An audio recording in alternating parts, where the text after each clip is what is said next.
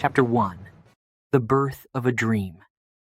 In the heart of the South, in Atlanta, Georgia, on a cold January day in 1929, a child was born. His name was Martin Luther King Jr., a name that would one day be spoken with reverence across the world. But on that day, he was just a baby born into a world where the color of your skin determined your place, where some doors were closed simply because of who you were. The King family, though, they were different. They were a beacon of hope in a world filled with darkness. His father, Reverend Martin Luther King Sr., was a man of strong faith and even stronger conviction. He preached to the people of his church, teaching them that God created all people equal. His booming voice filled the sanctuary every Sunday, urging his congregation to rise above hatred, to believe in something greater. And little Martin, he listened. His mother, Alberta, was a gentle soul, but she had fire in her heart too. She was educated, strong, and she never let Martin forget that he was somebody, that his life mattered. She filled their home with music and books, teaching her children about the world beyond the segregated streets of Atlanta. And though their home was filled with love, Martin couldn't escape the world outside. At 6 years old, something happened that young Martin would never forget. He had two best friends, white boys from a family that lived just down the street. They played together every day, running through the neighborhood without a care in the world. But one day, everything changed. The boys' parents told them they couldn't play with Martin anymore because of his skin color. "Why?" Martin asked, confused, his heart heavy with a new kind of pain. "What did I do?" It wasn't what he had done. It was who he was. And in that moment, Martin felt the sting of injustice. It was sharp, it was cruel, and it planted a seed inside him that would grow into something much larger than even he could imagine. His parents tried to comfort him, telling him that the world wasn't fair, but that didn't mean it couldn't change. His mother reminded him of the words of the Bible. "You are as good as anyone else." His father spoke with anger in his voice, but also with hope. He told Martin that it was wrong, this system, this segregation, and that one day it would have to fall. But Martin was just a child. How could a child understand the weight of such words? How could a child carry the burden of centuries of oppression on his small shoulders? Yet, he did. Even then, something deep inside him began to stir. As Martin grew, so did his awareness of the world around him. The signs were everywhere. Whites only, coloreds only. He saw the lines, the divisions. He felt the cold stares when he entered a store. He heard the whispers of hatred that followed him when he walked through the wrong part of town. Still, he wasn't alone. He had the strength of his family to guide him. His father was his hero, a man who fought against injustice from the pulpit and in the streets. He led protests. He spoke out against the laws that kept black people in chains, and Martin watched, listened, learned. The church became Martin's second home. It was a place of refuge, a place where the weight of the world lifted for a while. Every Sunday, he would sit in the front row, his eyes wide as he listened to his father speak. The power of his father's words moved him, shook him to his core. "God is on the side of justice," his father would say. "And with God, all things are possible." But it wasn't just his father's sermons that shaped him. Martin began to find inspiration in the teachings of great thinkers. He read the words of Mahatma Gandhi, of Henry David Thoreau, and he began to understand the power of nonviolent resistance. He learned that real change, lasting change, came not through violence, but through love, through peace, through the refusal to be silent in the face of oppression. Yet even with all these lessons, Martin was still just a boy, growing up in a world that didn't see him for who he truly was. But with every injustice he faced, with every cruel word or unfair law, the fire inside him burned brighter. There was one moment, one conversation that changed him forever. He was sitting with his father one evening, talking about the world and all its problems. His father looked him in the eyes, his voice serious, but full of love. "Martin," he said softly, "you must never hate. No matter what they do to you, no matter how hard life becomes, you must love. Love is the only force strong enough to defeat hate." Those words stayed with him. Always. They echoed in his heart, in his mind, every time he faced hatred in the years to come. The world outside was dark, the future uncertain. But within the King home, there was light, there was faith, and there was hope. And in that environment, the seeds of Martin Luther King Jr.'s dream began to grow. He wasn't just a boy anymore. He was a young man with a purpose. The path ahead would be hard. There would be pain. There would be sacrifice. There would be moments when the dream seemed impossible. But even then, in the quiet moments of his youth, the dream had taken root. A dream that one day the world would be different. A dream that one day little black boys and black girls could join hands with little white boys and white girls as brothers and sisters. A dream that one day a man would not be judged by the color of his skin, but by the content of his character. And so, Martin Luther King Jr. grew up, not just as a boy in a divided world, but as the bearer of a dream that would change it forever. Chapter 2. The Power of Words. From the moment Martin could understand, words fascinated him. They had power, the power to uplift, the power to heal, the power to change minds. And Martin Luther King Jr. was surrounded by them. In church, he would sit on the wooden pews, his small hands resting on his lap, and listen. His father's voice, it was something else. It echoed through the sanctuary, filling every corner, every heart. When Reverend King spoke, people listened. He didn't just say words, he lived them. His sermons were more than just speeches. They were calls to action, calls for justice, calls for love in the face of hatred. And young Martin? He was listening, always listening. One Sunday, as his father preached about the power of God's love, Martin watched the congregation. They leaned forward, hanging on every word. Some had tears in their eyes, others nodded in agreement, and some lifted their hands in silent prayer. It was like magic, Martin thought. His father's voice could move people, could make them feel something deep inside. It was then that Martin first realized words could do more than just talk about the world. They could change it. At home, it was his mother who nurtured his love of learning. Alberta King, with her gentle voice and sharp mind, knew the power of books. She was a school teacher, and she made sure that her children grew up with their noses buried in books as much as possible. "Read, Martin," she would say, handing him another book. "The world is bigger than what you see around you. Open a book and you'll see."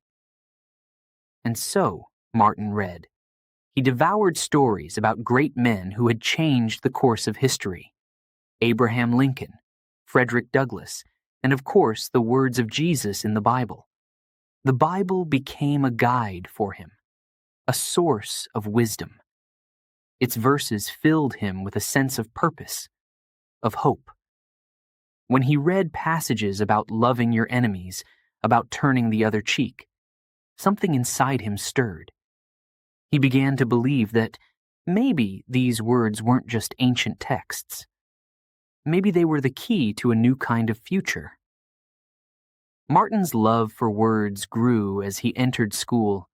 He was a bright student, quick to learn, and his teachers noticed. But it wasn't just about the lessons in the textbooks.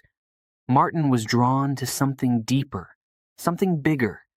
He loved debates, where he could use his words to defend what he believed. He loved speeches, where he could captivate an audience, even if it was just his classmates. Words gave him strength. Words gave him power. One day, his teacher asked him to recite a passage from a book in front of the class.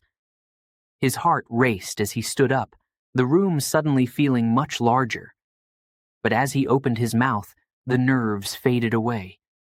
The words flowed smoothly, like a river, and he could feel the attention of the room shift toward him. His classmates were silent, listening. By the time he finished, Martin knew this is what he was meant to do. He was meant to speak. His father noticed it too. One evening, after dinner, Reverend King called Martin over. "Son," he said, his voice firm but kind, "you have a gift. You can move people with your words. Use it wisely." Martin nodded, but deep inside, he was excited. He knew his father was right. He could feel it every time he spoke in class, every time he stood in front of a crowd. There was power in his voice, just as there was power in his father's voice. And he was determined to use it.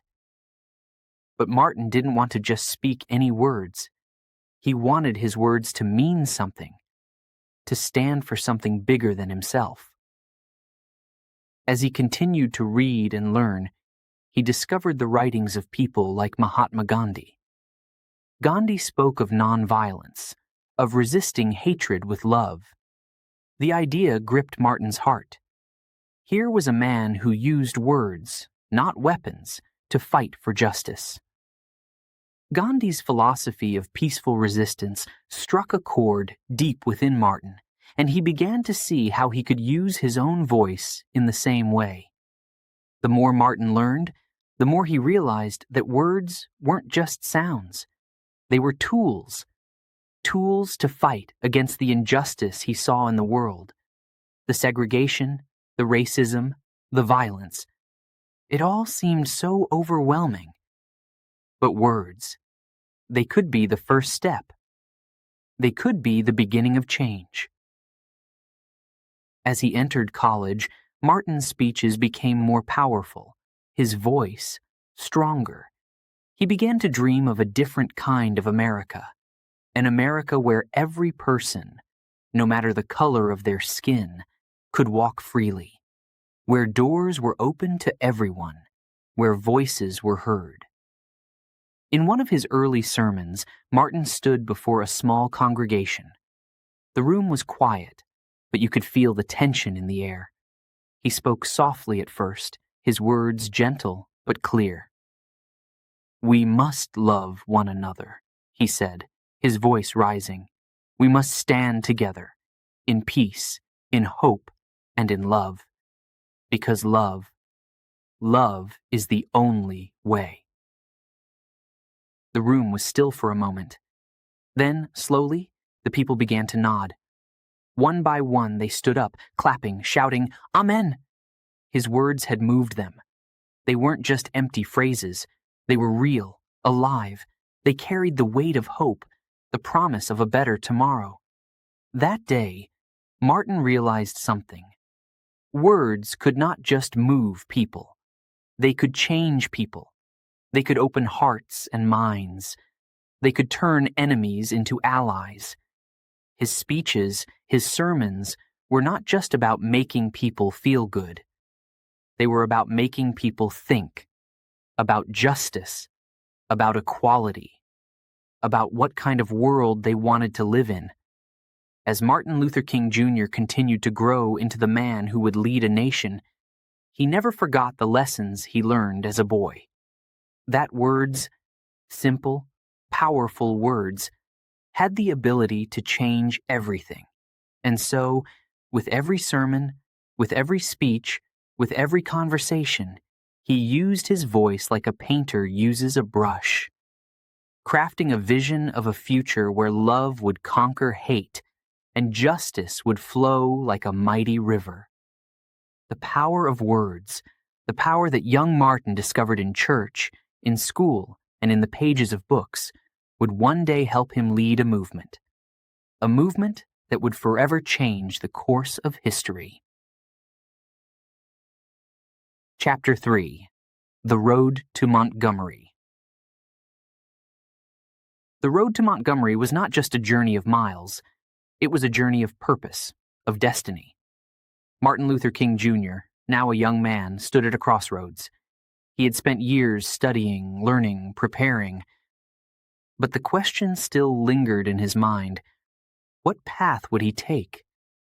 His father's voice echoed in his ears, urging him to follow the path of the ministry, to stand behind the pulpit, to lead with the power of faith and love. But Martin, he was torn. Was there more? Was there something greater waiting for him?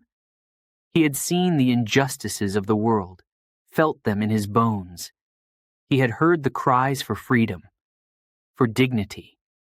Could he too answer that call? As he wrestled with these questions, life, as it often does, offered a new chapter. In 1954, Martin and Coretta Scott's paths crossed. She was brilliant, beautiful, with a spirit as fierce as his own. Coretta was a musician, an artist with a heart for justice. She had studied at the New England Conservatory of Music, and like Martin, she dreamed of a better world. Their connection was immediate, almost as if they had been waiting for each other all along. Coretta, Martin whispered, his voice soft but filled with certainty. I believe we are meant to do something. Something great. Together. Coretta smiled, her eyes meeting his. I believe that too, Martin, she replied, her words as steady as her conviction. But greatness comes with sacrifice. And how right she was. Together, they would face struggles neither could have imagined. But in that moment, their love and their shared commitment to justice gave them the strength to move forward. Soon after their marriage, Martin received an offer, a chance to become the pastor of Dexter Avenue Baptist Church in Montgomery, Alabama. It wasn't a glamorous position. Montgomery was a small southern town steeped in racial tension. Segregation ruled every aspect of life. Separate schools, separate buses, separate everything. The weight of the Jim Crow laws hung heavily in the air, choking out hope. But Montgomery was also a city on the brink of something big. There were murmurs of change, whispers in the streets, restlessness in the hearts of its black citizens. And Martin could feel it. This was where he needed to be.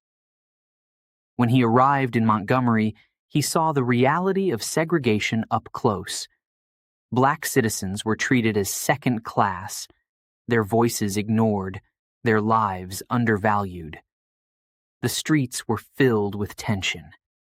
People moved about their daily lives, but beneath the surface there was anger, frustration, a sense that the time for change was near. One of the first people Martin met was a man named E.D. Nixon, a local leader of the NAACP. Nixon was a firebrand, a man who had fought for justice for years. He had organized, he had protested, he had dreamed of the day when black men and women would rise up and demand their rights. "You're the man we've been waiting for," Nixon said one afternoon, his eyes burning with passion as he spoke to Martin. This city, it's ready. The people are ready. But we need a voice. We need a leader. Martin paused, feeling the weight of Nixon's words. Was he that leader? Could he really take on such a monumental task? The fear gripped him for a moment, but then he remembered his father's voice, remembered Coretta's faith, remembered the lessons he had learned about the power of love and nonviolence. "I'm not sure I'm the man," Martin replied quietly, "but I'm willing to try." And so, Martin settled into his role at Dexter Avenue Baptist Church, his sermons filled with hope, with the promise of a better future. But it wasn't just his congregation that was listening. The whole city was paying attention. People began to look to him, to the young pastor with the calm voice and the steady hands. Then, something happened that would change everything.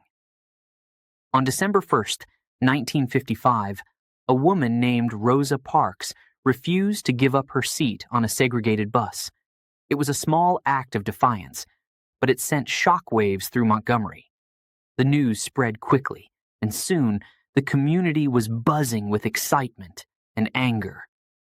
Rosa Parks was arrested, but her stand had lit a fire that could not be extinguished. The people of Montgomery had had enough. They were ready to fight back, not with violence, but with action. And they needed someone to lead them. All eyes turned to Martin. The decision was made to organize a boycott of the city buses, a peaceful protest to demand equal treatment for black citizens. The word spread like wildfire, and soon the boycott was in full swing. Black men, women, and children refused to ride the buses. Instead, they walked for miles, in the heat, in the rain, with heads held high. Martin found himself at the center of the movement. His speeches rallied the people, gave them hope. His calm but powerful words encouraged them to stand firm, to resist hatred with love. But the road was not easy. The threats came quickly. Late-night phone calls, letters filled with hate, even a bomb was thrown at his house. But Martin, he stood strong. He knew the stakes were high, but so was the cause.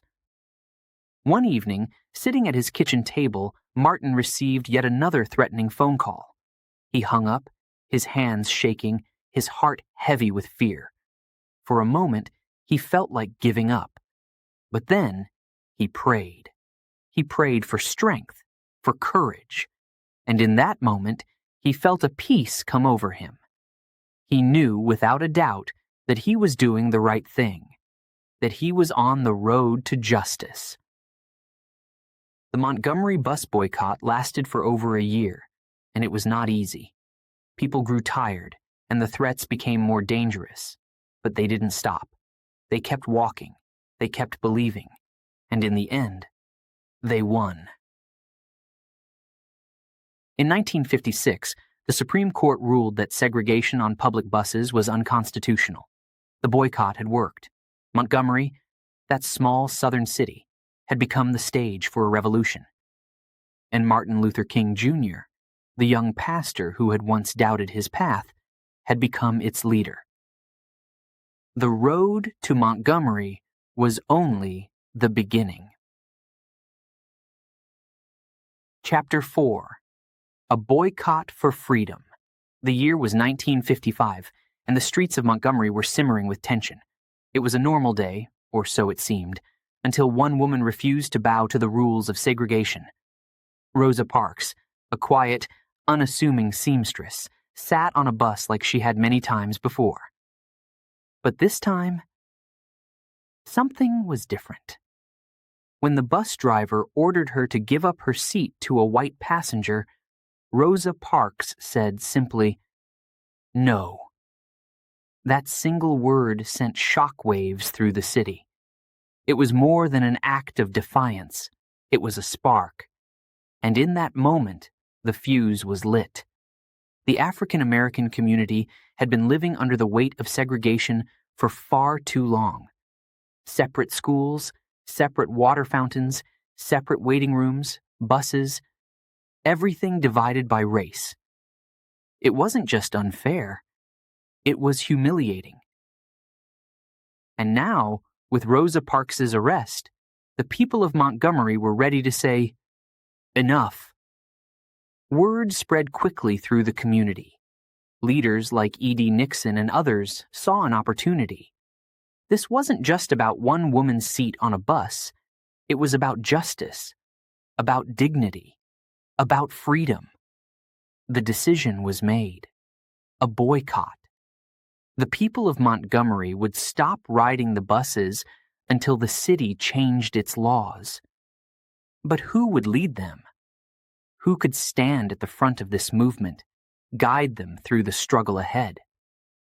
All eyes turned to Martin Luther King Jr., the young pastor of Dexter Avenue Baptist Church. He had the voice, the presence, and the belief in nonviolence that the movement needed. At first, Martin wasn't sure. This was a huge responsibility. Lives were at stake.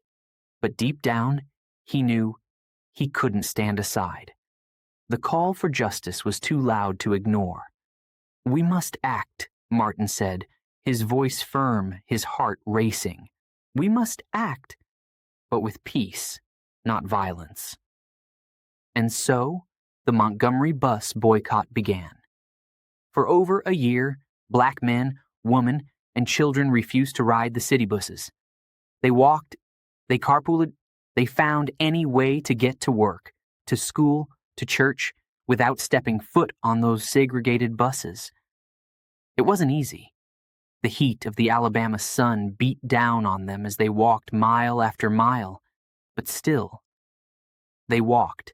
The city officials. They didn't like this. Not one bit. They fought back hard. The mayor, the bus company, the white business owners, they all wanted to crush the boycott.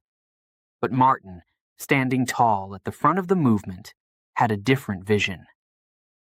"We will not give in to fear," he told the crowds. "We will not be driven by hate. Love will win this fight." Tension filled the air. Threats started pouring in. The phone at Martin's house rang day and night, filled with voices of anger and violence. People warned him to stop, to back down. But Martin, he refused to let fear guide him.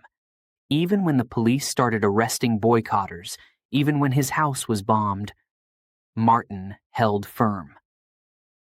One night, after yet another threatening call, Martin sat alone at his kitchen table.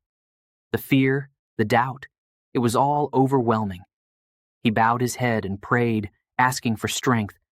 And in that moment, he felt something, a sense of calm, of peace. He knew then. He was on the right path. The boycott gained momentum, and soon the eyes of the nation were fixed on Montgomery. Newspapers covered the story, and people from all over the country began to offer their support. But as the months dragged on, the struggle grew more difficult. People were tired, worn down. It seemed like the city was determined to outlast them.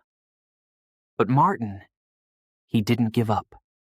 With every speech, every sermon, he reminded the people of Montgomery why they were fighting. "We are not walking for ourselves," he said, his voice ringing with passion. "We are walking for our children, for our grandchildren, for a future where all people will be free." And the people listened. They held their heads high as they marched through the streets, refusing to give in. The boycott was more than a protest. It became a symbol of hope, of resistance against an unjust system. There were moments of doubt, moments of fear. But in those moments, the community came together, stronger than ever. Churches became meeting places where the people gathered to hear updates and to plan their next steps. It wasn't just about buses anymore. It was about freedom, about the right to live with dignity and respect. The Buse Company, feeling the impact of the boycott, tried to push back. They raised fares, they threatened layoffs. They did everything they could to break the will of the boycotters. But nothing worked. The people of Montgomery stood firm, their resolve unshakable. After months of struggle, after countless miles walked, after threats, arrests, and bombings, victory finally came. In November 1956, the United States Supreme Court ruled that segregation on public buses was unconstitutional. The law, that oppressive, cruel law, was struck down. Montgomery erupted in celebration. The people had won. Martin had won. But more importantly, justice had won. On that first day after the ruling, Martin, along with Rosa Parks and other leaders, boarded a city bus and sat together at the front, the very front. It was more than a ride. It was a triumph. It was the beginning of a new chapter in the fight for civil rights. But Martin knew this victory was just the beginning. The road ahead was long, filled with more battles, more struggles. Yet, for the first time in a long time, there was hope. The Montgomery bus boycott had proven that when people stand together, when they rise up in peace, they could change the world. And Martin Luther King Jr.? He was no longer just a young pastor in a small town. He was now a leader, a beacon of hope, the voice of a movement that would shake the very foundations of America. The struggle was far from over, but as Martin looked out at the people, standing shoulder to shoulder, united in their belief in freedom, he knew one thing for certain: the fight had only just begun. Chapter 5. The Dream Takes Shape. The victory of the Montgomery bus boycott sent ripples through the nation. A small city in Alabama had shown the world the power of nonviolence. But for Martin Luther King Jr., this was just the beginning. The dream that had been planted deep in his heart, long before the buses, long before the marches, was starting to grow. It was no longer just his dream. It was becoming the dream of a generation. With the success in Montgomery, Martin's voice began to rise, louder and clearer. He traveled across the country, speaking in churches, at universities, in halls filled with people hungry for change. His message was always the same: nonviolence, love in the face of hate. His words, spoken with calm confidence, carried a fire that could not be ignored. One of his early speeches took place in a small church up north. The room was packed, filled with people, black and white, sitting together, waiting to hear the young preacher who had taken on the South. As Martin stepped to the podium, the crowd hushed. Silence fell. He stood for a moment, looking out at the sea of faces, and then he spoke. "I believe," he began, his voice steady but filled with conviction, "that unarmed truth and unconditional love will have the final word in reality. That is why right, temporarily defeated, is stronger than evil triumphant." The room erupted into applause, cheers echoing off the walls. But Martin, he wasn't finished. His speeches didn't just stir hope. They challenged people to take action, to stand up against injustice, not with fists, but with open hands. "We must love our enemies," he said, his voice growing stronger. "We must refuse to hate. Hate only scars the soul. Love heals it." The message was radical: to love those who oppressed you, to forgive those who spat on you, beat you, denied you your rights. It went against every natural instinct. But Martin knew that this was the only way. Nonviolence wasn't just a strategy, it was a way of life. And as he spoke, people began to understand. His dream wasn't just about freedom, it was about changing hearts. The word spread. Martin's speeches were printed in newspapers, his sermons broadcast on the radio. Everywhere he went, crowds gathered. Some came for hope, others came out of curiosity, but not everyone was happy. There were those who felt threatened, angry. "Who does this young preacher think he is?" they muttered. "What does he know about changing the world?" But Martin knew something they didn't. He knew that words, when spoken with truth and love, could do more than change minds. They could change souls. At rallies, people stood shoulder to shoulder, listening to Martin talk about a future where segregation was a thing of the past. A future where little black children and little white children could play together in peace. "I have a dream," he said in one of his most famous speeches, his voice filled with hope and fire. "That one day, this nation will rise up and live out the true meaning of its creed.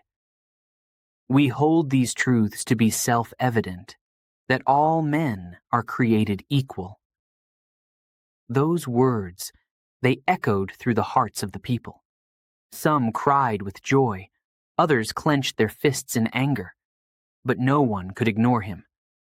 Martin was no longer just a local pastor. He was becoming the face of a movement that was growing bigger every day. But with the growing attention came growing dangers.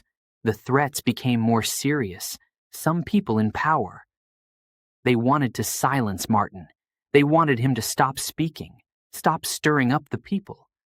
But Martin's dream, it was bigger than their threats. He wouldn't be silenced, not by fear, not by violence. As he traveled, he met with other leaders of the civil rights movement. People like Ralph Abernathy, Bayard Rustin, and Ella Baker. Together, they formed the Southern Christian Leadership Conference, SCLC, a group committed to nonviolent resistance. They organized marches, protests, sit-ins, each act a step toward the dream. But the more Martin spoke, the more the movement grew, and with it, the tension. Some in the black community were tired of waiting. They wanted action, now. They wanted to fight back against the oppression that had held them down for so long. They questioned Martin's message of nonviolence. "How can you tell us to love our enemies?" they asked. "How can you ask us to wait when we've waited for so long?" Martin understood their pain. He felt it too. But he knew that the fight for justice wasn't just about changing laws. It was about changing hearts. "Violence may bring temporary victory," he said, his voice soft but resolute. "But it never brings permanent peace. We must fight with love, not with hate." His words stirred deep emotions. Some people felt empowered, others felt frustrated, but Martin stayed true to his path. He knew that the dream, his dream, would take time to achieve, but he also knew that it was worth fighting for. As the months passed, Martin's influence grew. His speeches were delivered in packed churches and grand halls. His words, filled with hope, love, and defiance, echoed across the nation. The dream that had once lived only in his heart was now spreading into the hearts of thousands. But the journey wasn't over. Far from it. With every speech, Martin was planting seeds. Seeds of a future that could be. A future where, as he once said, justice rolls down like waters and righteousness like a mighty stream. The people were beginning to believe in this future. They were beginning to dream, just as Martin had dreamed. As Martin stood before yet another crowd, his voice clear and strong, he knew one thing for certain. The dream was no longer just his. It belonged to the people.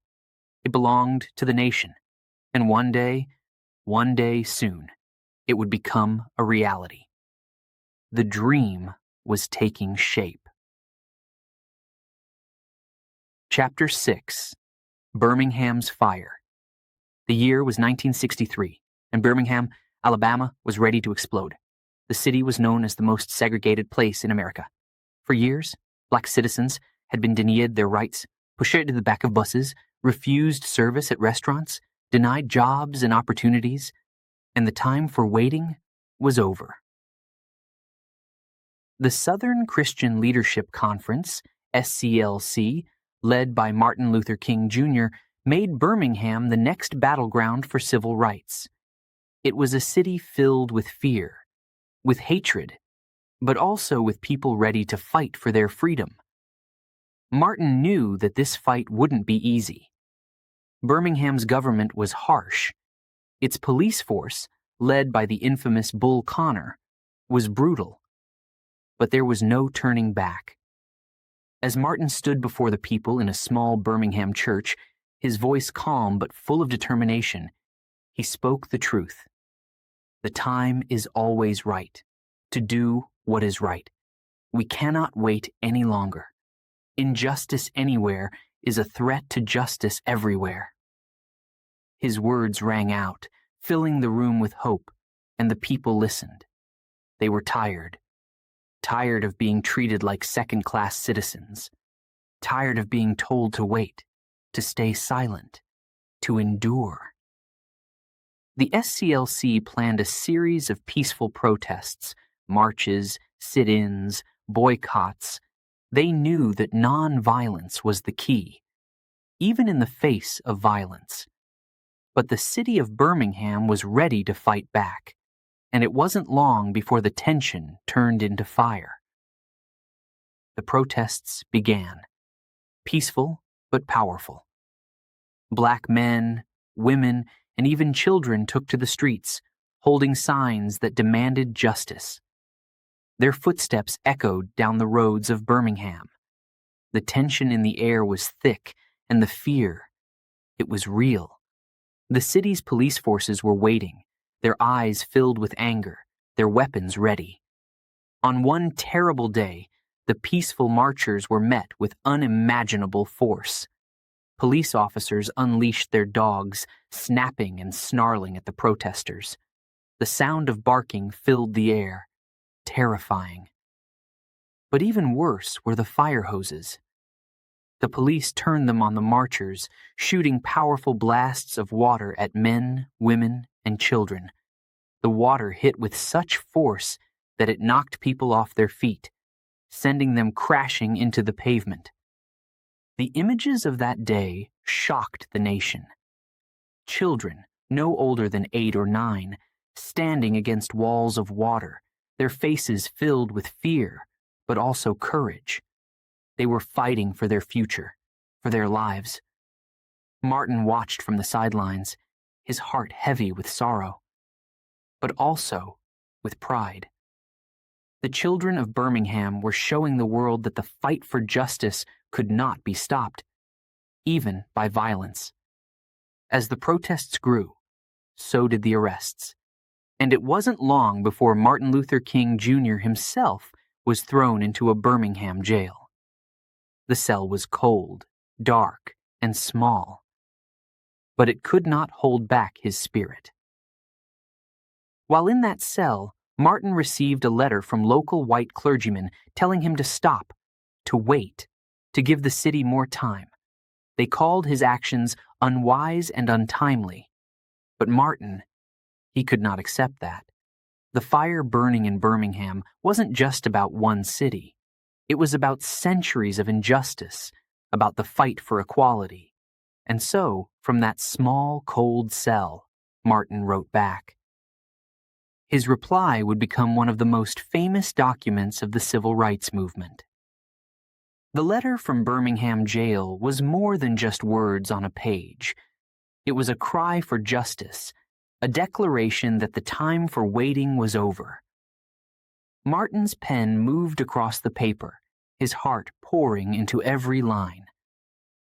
"Injustice anywhere is a threat to justice everywhere," he wrote, his voice calm but filled with urgency. "We are caught in an inescapable network of mutuality, tied in a single garment of destiny. Whatever affects one directly affects all indirectly." He challenged the idea that his actions were too soon. He reminded the clergyman that African Americans had already been waiting for hundreds of years. "Justice too long delayed," he wrote, "is justice denied." His words were sharp, like a blade cutting through the silence of those who had stood by, watching but doing nothing. But Martin didn't just speak of the need for justice. He spoke of love. Even in the face of hate, he believed that love would win. "We must love those who hate us," he wrote, "for hate multiplies hate, and love is the only force capable of transforming an enemy into a friend." As the days passed, the letter traveled far beyond the walls of that jail. It was printed in newspapers, passed from hand to hand. People across the nation read Martin's words and felt the weight of their truth. His message was clear. Freedom could not wait. The time for justice was now. Outside the jail, the protests continued. The fire in Birmingham grew stronger, but so did the resolve of the people. And finally, after weeks of marches, arrests, and violence, Birmingham's leaders had no choice but to give in. The city's segregation laws began to crumble, and victory, though hard won, was within reach. But this victory came with scars. The images of children being attacked by dogs and water hoses were burned into the nation's memory. The sight of Martin Luther King Jr. in jail shook the conscience of America. And though the fire in Birmingham had been put out, the flames of the civil rights movement were spreading. As Martin stepped out of his jail cell, a free man, he knew that Birmingham was just one battle. The road ahead was still long, but the fire that had burned in Birmingham, it had ignited something powerful. It had shown the world that the fight for freedom would not be stopped. No matter how many hoses, no matter how many dogs, no matter how many jails. And from that fire, from the struggle, the pain, the fear, a movement was rising, stronger than ever. Martin walked out of Birmingham, but he carried with him the unshakable belief that justice could not be denied. Not now, not ever. Chapter 7. The March on Washington. It was August 28th, 1963, a day that would be remembered forever. The sun rose over Washington, D.C., casting a golden light on the city. But something was different that morning. Something powerful was in the air. Across the country, buses were arriving, trains were pulling in, and people, so many people, were coming to the nation's capital. They were black, white, young, old, rich, poor, all united by one cause: justice. Over 250,000 people gathered in front of the Lincoln Memorial. They came from cities and towns, from the North and the South. They came to march, to speak, to demand change. And at the heart of this great gathering was Martin Luther King Jr., a man whose voice had already begun to change the course of history. The March on Washington wasn't just about speeches or signs. It was about hope. It was about people standing together, shoulder to shoulder, demanding a better future. As they marched, they carried banners that read, "Jobs and Freedom." Their voices blended together in a chorus, calling for an end to segregation, for equal rights, for dignity. The scene was breathtaking.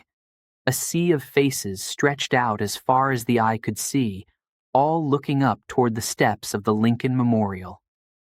The towering statue of Abraham Lincoln watched over them, a symbol of the promise America had yet to fulfill. But on that day, hope was alive. Martin Luther King Jr. stood there, surrounded by fellow leaders of the civil rights movement, preparing to deliver a speech. But this wouldn't be just any speech. This would be the moment when a dream, long held in his heart, would be spoken out loud for the world to hear. The crowd fell silent as he stepped to the podium, his eyes sweeping over the thousands of people before him. He paused, letting the weight of the moment sink in. And then he began to speak. "I am happy to join with you today," he said, his voice steady and clear, "in what will go down in history as the greatest demonstration for freedom in the history of our nation."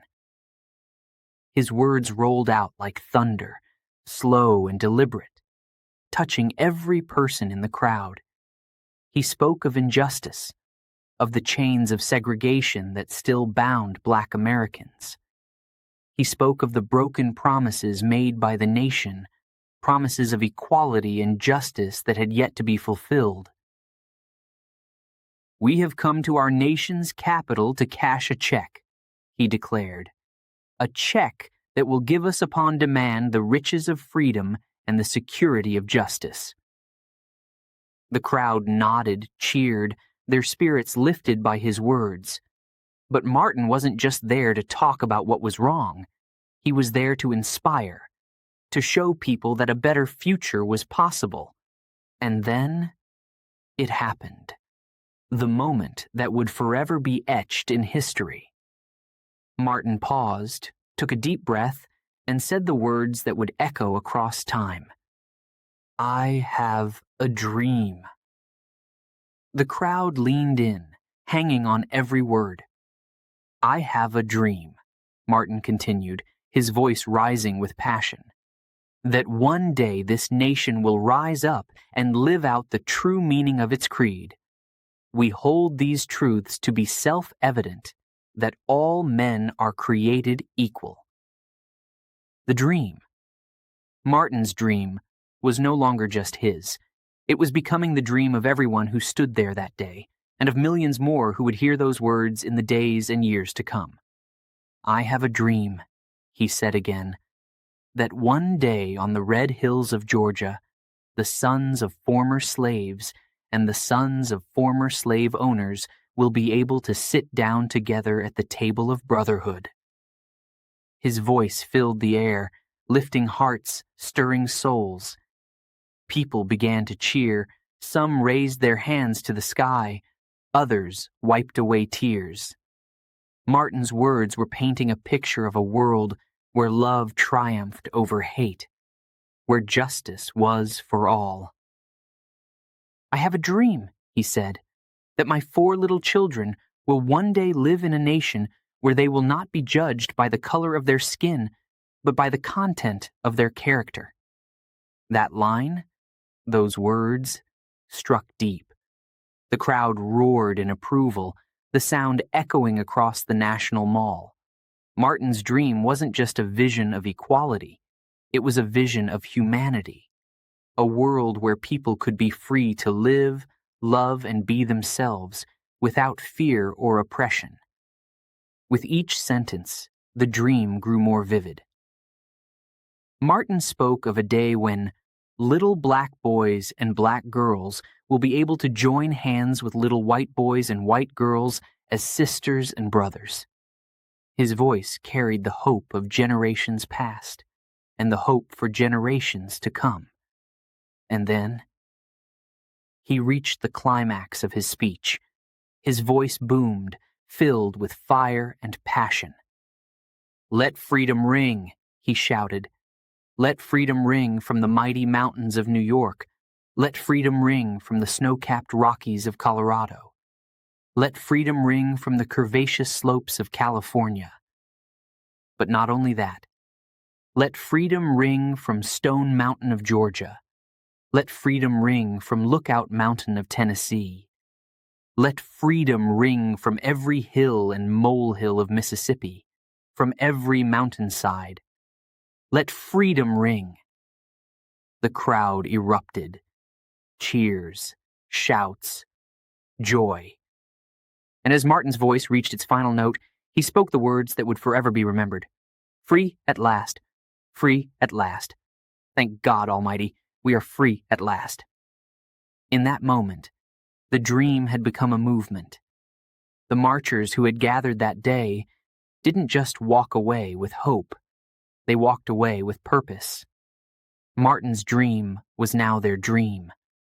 And the March on Washington had shown the world that the fight for civil rights was not just about one city, one state, or even one race.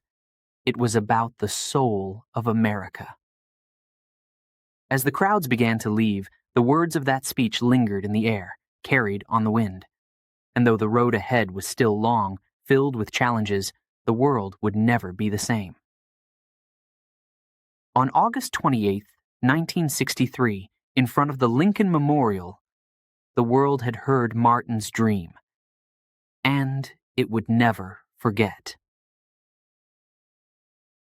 Chapter 8. The Nobel Peace Prize. It was 1964, and the world took notice. Across the globe, people were talking about one man, a man whose voice had risen above the noise of hatred and division, a man who had led a movement with love and nonviolence. That man was Martin Luther King, Jr. And in that year, he received one of the greatest honors in the world, the Nobel Peace Prize. At just 35 years old, Martin became the youngest person ever to receive the prestigious award. It was a recognition of his tireless work, his courage, and his unshakable belief that nonviolence was the path to justice. But even in this moment of triumph, his thoughts were not on himself. As Martin stood in Oslo, Norway, receiving the prize before kings, dignitaries, and the world's eyes, he knew this was not just his honor. It belonged to the people he marched with, the men and women who had risked their lives, their livelihoods, for the dream of equality. It belonged to the children who had faced water hoses and snarling dogs in Birmingham, to the families who had walked for miles during the bus boycott in Montgomery, to all those who had stood for justice even when the cost was high. But even more than that, Martin knew that the fight was far from over. As he gave his acceptance speech, standing in that grand hall, he spoke with the same calm, powerful voice that had moved millions. But there was a seriousness, a weight to his words. "I accept this award," he began, "on behalf of all those who have faced the struggle for civil rights and who continue to fight for justice." He paused, his eyes scanning the room, letting the silence speak. The world had given him this prize for peace, but back home, in the streets of America, there was still violence. There was still injustice. There was still hatred. Nonviolence, Martin continued, is not the absence of conflict. It is the way we fight injustice, without becoming what we oppose. The audience listened, some nodding in agreement, others deep in thought. Martin knew that the path of nonviolence was difficult. It wasn't easy to love your enemies, to stand firm in peace when faced with violence. But he believed in it with all his heart. And he believed that it could change the world. The applause came, loud, echoing through the hall. But even as the world cheered for him, Martin couldn't shake the weight of responsibility. He knew that the Nobel Prize was more than just a medal, more than just recognition. It was a call, a reminder that the work was not done. The night of the ceremony, after the speeches, the banquets, and the celebrations, Martin sat alone in his hotel room. The weight of the moment rested heavily on his shoulders. The Nobel Peace Prize was a great honor, but it was also a reminder of the great struggle that still lay ahead. In the South, segregation was still alive. Black Americans were still denied the right to vote. The hatred, the racism, it had not disappeared, and Martin knew that the road ahead would be long and dangerous. He thought about his family, his wife, Coretta, his children, and the life they had sacrificed for the movement. He thought about the marches still to come, the protests, the danger. He knew that his life was at risk. The threats had been constant, but he also knew that the cause was bigger than one man, bigger than him. As Martin reflected on the journey, he remembered the faces of those who had suffered for the cause. He thought of the brave men and women who had stood beside him, some who had lost their lives. He knew that this prize was for them as much as it was for him. The Nobel Prize did not mark the end of the struggle. It marked a new beginning. In the weeks that followed, the world buzzed with excitement. Martin Luther King Jr. was hailed as a hero, a symbol of peace. But for Martin, the fight for justice was still the focus. He returned to the streets, to the people, to the movement. He knew that the work of nonviolence was never finished. It was a way of life, a commitment to love in the face of hate. In his speeches after receiving the prize, Martin spoke of the challenges ahead. "We have won some victories," he said, his voice steady but firm. "But there is still much to be done. We must continue to march, continue to speak out, until justice rolls down like waters and righteousness like a mighty stream." And so, Martin pressed on. The Nobel Prize was a triumph, yes, but it was also a reminder of the work that remained. The prize was a symbol that peace was possible, but it was up to him, and to all who believed in the dream, to make that peace a reality. As Martin reflected on his journey, he knew that the sacrifices would continue. He knew that there would be more marches, more struggles, more sleepless nights. But he also knew that there was hope that one day his dream would be realized. The Nobel Peace Prize had brought the world's attention to his cause, but Martin understood that true peace, true justice, would only come when the dream was no longer just a dream, but a reality. And so, even in the midst of celebration, his heart remained focused on the road ahead. The world had given him this prize, but Martin had given the world something even greater: the belief that nonviolence, that love, that justice could and would win. As he looked toward the future, he carried with him the unshakable belief that no matter how long the road, no matter how heavy the burden, the dream would not die. The dream would live on. Chapter 9. Selma's Bloody Sunday. The road to freedom was long and filled with obstacles, but one of the darkest moments, one of the bloodiest battles, came on a bridge in Selma, Alabama. It was 1965, and the fight for voting rights had reached a breaking point. Black Americans across the South were being denied their most basic right, the right to vote. They were blocked by unfair laws, intimidation, and violence. And in Selma, the people were ready to stand up, to demand their voices be heard. Martin Luther King Jr. arrived in Selma with a clear purpose. "We must march," he said, his voice steady, but his heart heavy with the weight of what was coming. He knew this march would not be easy. The forces of hate and fear were waiting. But Martin also knew that this was a moment that could not be avoided. The time had come to take a stand.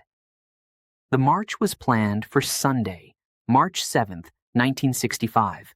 The goal was simple: to walk from Selma to Montgomery, the capital of Alabama, in a peaceful protest for voting rights. But the people of Selma, they knew the danger. State troopers had been sent to stop them, armed with clubs, whips, and tear gas. The marchers were determined, but they were also scared. The tension, the fear, it was thick in the air. On that fateful Sunday, about 600 people gathered at the steps of Brown Chapel AME Church. Men, women, and even children stood side by side, holding hands, praying, preparing for the journey ahead. They sang songs of freedom, their voices rising into the sky. Martin was not there that day. He had stayed behind to plan the next steps, but the marchers were led by his close allies, including John Lewis, a young leader full of courage and faith. They began to walk. The first steps were calm, peaceful. The sound of shoes on the pavement echoed in the stillness of the day. Ahead of them lay the Edmund Pettus Bridge, stretching across the Alabama River, and beyond that bridge, the unknown. But as they walked, their spirits remained high. They believed in the cause. They believed in justice, and they believed that their march would bring change. But as the marchers approached the bridge, a wall of state troopers blocked their path. They stood there, helmets on, batons in hand, their faces filled with hatred. The leader of the troopers barked an order. "Turn around! Go back home!" The marchers, they didn't turn back. They couldn't. This was their moment. They had come too far to give up now. So they kept walking, slowly but surely, toward the line of troopers. And then, chaos erupted. Without warning, the state troopers charged. They attacked with full force, swinging their clubs, hitting anyone in their path. The sound of batons striking flesh filled the air. People screamed, stumbling as they tried to run, but there was nowhere to go. Tear gas was thrown into the crowd, filling the air with smoke. The marchers, choking and gasping for breath, were beaten down by the police, by the very people meant to protect them. It was a massacre. John Lewis, the young leader at the front, was struck so hard on the head that his skull was fractured. He fell to the ground, bleeding, but even then he tried to crawl forward, determined to finish the march. Others lay on the pavement, bruised and broken, some crying, some praying. And yet, through the chaos, through the violence, they did not fight back. They did not strike in return. They held to the belief that peace, even in the face of such brutality, was the only way forward. The world watched in horror. Cameras caught every moment, broadcasting the violence of Selma's Bloody Sunday across the nation. The images of peaceful marchers being beaten by state troopers shocked the conscience of America. People everywhere, black and white, were outraged. And for Martin Luther King Jr., the brutal attack only strengthened his resolve. When Martin saw the images, his heart ached, but he also knew this moment, as terrible as it was, could be the turning point. "We cannot let this go unanswered," he said, his voice firm but sorrowful. "We must march again. We must show the world that hate will not have the last word." And so, just days after Bloody Sunday, Martin called for a second march. Thousands of people from all over the country traveled to Selma to join him. They were ministers, students, activists, and ordinary citizens who had seen the injustice on their television screens and could no longer stay silent. This time, Martin led the march himself. As they approached the Edmund Pettus Bridge once more, the tension was unbearable. The memory of the violence was fresh in everyone's mind. But as Martin and the marchers walked, something remarkable happened. The state troopers, those same officers who had attacked the marchers days before, stepped aside. The marchers crossed the bridge in peace. From the darkness of Bloody Sunday came light. The world had seen the brutality of racism and segregation, and it could no longer be ignored. Just months after the march, President Lyndon B. Johnson signed the Voting Rights Act of 1965, a law that finally protected the right to vote for Black Americans. Selma had become a symbol of the power of peaceful protest, the strength of the human spirit, and the price of freedom. And though the road ahead was still long, Martin knew that this victory was a step closer to the dream he had spoken about so many times before. As he stood on the steps of the Alabama Capitol at the end of the march, his voice rang out with hope and determination. How long? Not long, because the arc of the moral universe is long, but it bends toward justice. The march from Selma to Montgomery. It was more than a march. It was a movement that showed the world that, even in the face of hatred and violence, justice could and would prevail. Selma was bloody, but Selma was also a turning point. And Martin Luther King Jr., with his unwavering belief in nonviolence, had led the way. Chapter 10. A Nation Divided. The civil rights movement was gaining momentum. The winds of change were sweeping across America. But with every step forward, there was resistance. The nation was divided, torn between those who believed in equality and those who clung to the old ways of segregation and racism. And at the center of this storm stood Martin Luther King Jr., a man who was not only fighting for civil rights, but also for the soul of a country. But as the movement grew, so did the pressures. Martin felt it, both from the outside and from within. His supporters looked to him for leadership, for guidance, for hope. But his critics? They were growing louder, stronger, and they came from all sides. Some believed that change was happening too slowly. "We've waited long enough," they shouted, demanding faster action, more radical measures. Others believed that Martin's message of nonviolence was no longer enough. "Why should we love those who hate us?" they asked. "Why should we turn the other cheek?" The weight of these questions rested heavily on Martin's shoulders. He understood the frustration. He shared it. But he also knew that the path of nonviolence was the only way forward. "Hate cannot drive out hate," he often said, his voice filled with calm determination. "Only love can do that." But the challenges kept growing.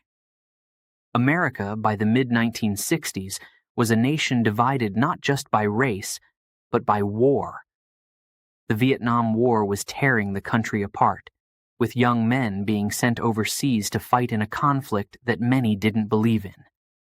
And as Martin watched this unfold, he couldn't stay silent. His heart ached not just for the Black Americans fighting for their rights at home, but for the young soldiers, black and white, being sent to die in a foreign land. In 1967, Martin made a bold decision, one that would cost him dearly. He publicly spoke out against the Vietnam War. In a speech at Riverside Church in New York, his voice echoed through the hall, powerful and full of conviction. "I come to this magnificent house of worship tonight because my conscience leaves me no other choice. The time has come for America to hear the truth about this tragic war." The room was silent, listening. Martin continued, his words clear and firm. We are taking the black young men who have been crippled by our society and sending them 8,000 miles away to guarantee liberties in Southeast Asia, which they have not found in Southwest Georgia and East Harlem. His message was clear. How could America fight for freedom abroad when it had not even achieved freedom for all its citizens at home? The backlash was immediate. Critics lashed out. Newspapers condemned him. Even some of his allies in the civil rights movement felt he had overstepped. Stick to civil rights, they told him. This war, it's too complicated. But Martin couldn't turn away. He saw the fight for civil rights, the fight for workers' rights, the fight for peace, as part of the same struggle. Injustice anywhere is a threat to justice everywhere, he had always said, and he believed it deeply. To him, speaking out against the war wasn't a distraction. It was a necessity. But the criticism hurt. Martin, a man who had always believed in the power of love and unity, found himself more and more isolated. The pressure weighed on him. His friends could see it in his eyes, in the way his shoulders slumped at the end of a long day. The man who had lifted the spirits of millions was carrying a heavy burden. But he didn't stop. In addition to his opposition to the war, Martin expanded his vision. He began to focus on poverty, on the economic injustices that were keeping millions of Americans, both black and white, trapped in a cycle of hopelessness. What good is it, he asked, to sit at a lunch counter if you can't afford a meal? He saw the connection between civil rights and economic justice, and he began to speak out for workers, for the poor, for those whose voices had been silenced by poverty. He called for a Poor People's Campaign, a movement that would bring together people of all races to demand economic justice. It was a bold idea, but not everyone understood it.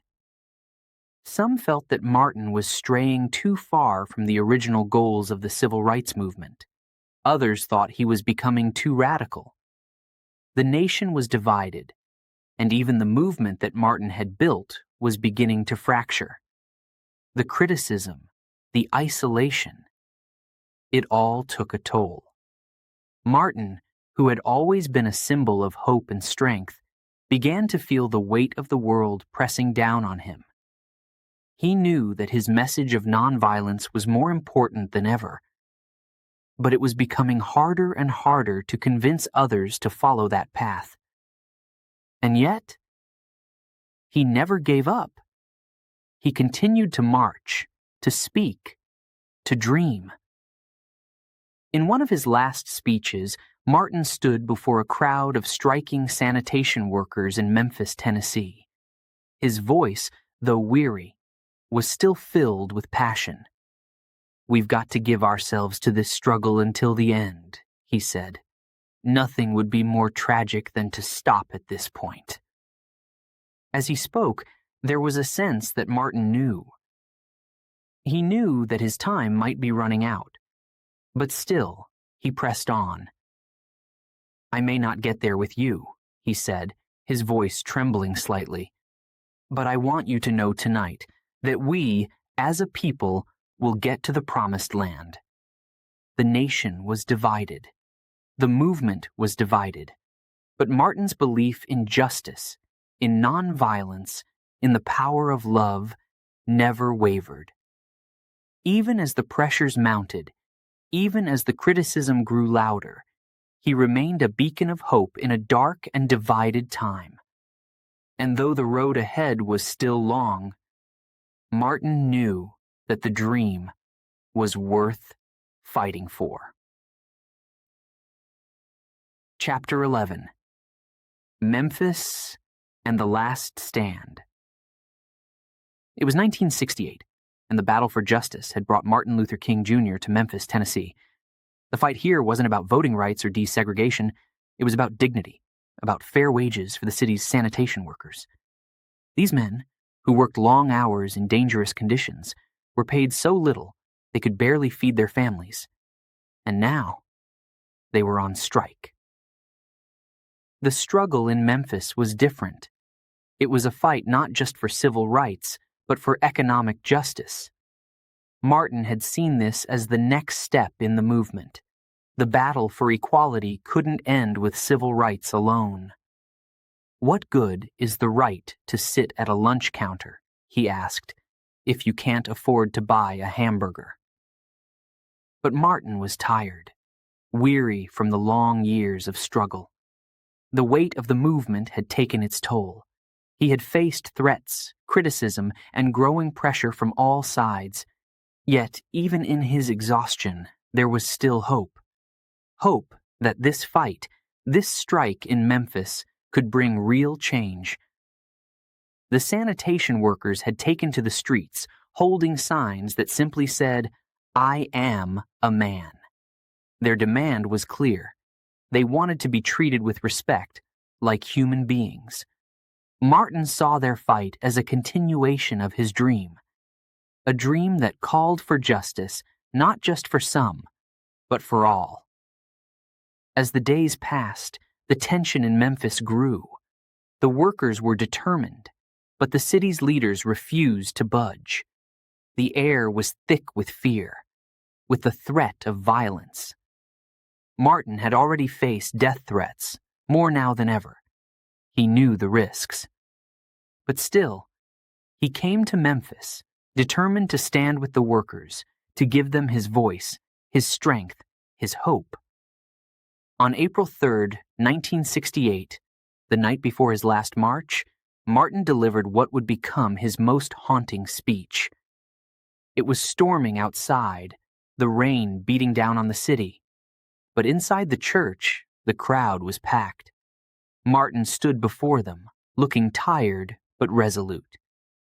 His voice, though softer than usual, carried a power that filled the room. He spoke of the long journey, of the struggles they had faced. "We've got some difficult days ahead," he said, his voice steady but filled with emotion. "But it really doesn't matter with me now, because I've been to the mountaintop." The crowd listened in silence, hanging on his every word. Martin's tone shifted, and for a moment, it seemed as though he knew something the rest of them didn't. "And I don't mind," he continued, his voice growing stronger. "Like anybody, I would like to live a long life. Longevity has its place, but I'm not concerned about that now. I just want to do God's will." His words carried a sense of finality, as if he knew that the end was near. But still, there was hope. "He's allowed me to go up to the mountain," Martin said, his eyes bright with vision. "And I've looked over, and I've seen the promised land. I may not get there with you, but I want you to know tonight that we as a people will get to the promised land." The room erupted in cheers, the energy electric. But beneath the applause, there was a heaviness, a sense that something profound had just been spoken. Martin seemed to be saying goodbye. The next day, April 4th, 1968, Martin woke up at the Lorraine Motel, his mind likely filled with the plans for the next march. He stepped out onto the balcony, dressed in his usual dark suit. It was a quiet moment, a pause in the whirlwind of a life spent in struggle. He spoke with friends, laughing, relaxed for a brief moment. But then, everything changed in an instant. A shot rang out. A single bullet, fired from across the street, struck Martin, and he collapsed. The man who had spent his life standing for peace, for love, for justice, was gone. Panic filled the air. His friends rushed to his side, shouting his name. But it was too late. Martin Luther King Jr., the voice of the civil rights movement, the man who had led millions with his dream, had been silenced by the hate he had fought against for so long. The news of Martin's assassination spread like wildfire across the country. Shock, grief, anger. In cities across America, people poured into the streets, some in peaceful mourning, others in violent rage. It was as if the world had been plunged into darkness. How could this happen? How could a man who preached nothing but love be taken by such violence? But even in that moment of despair, Martin's dream lived on. The bullet that struck him may have ended his life, but it could not end the movement he had built. His words, his message, his dream had already taken root in the hearts of millions. And though his voice was silenced, the call for justice grew louder. In the days that followed, people gathered to remember him, to honor his legacy.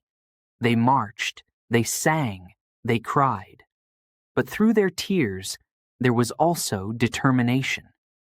Martin's death would not be the end of the fight. It would be the beginning of a new chapter. And so, even in the darkness of that fateful April day, there was light. Martin had seen the mountaintop. He had glimpsed the promised land.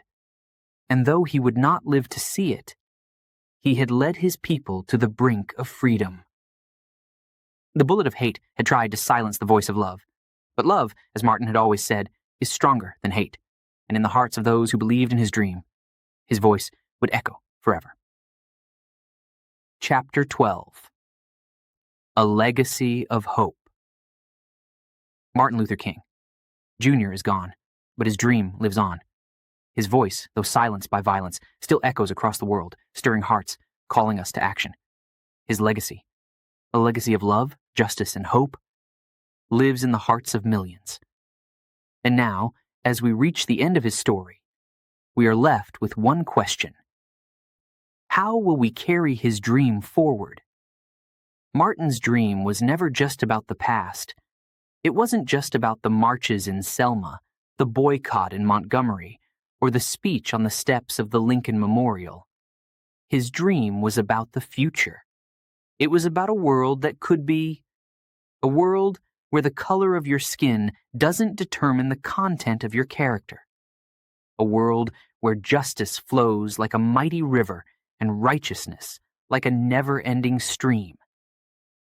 Even today, we can hear the echoes of his dream.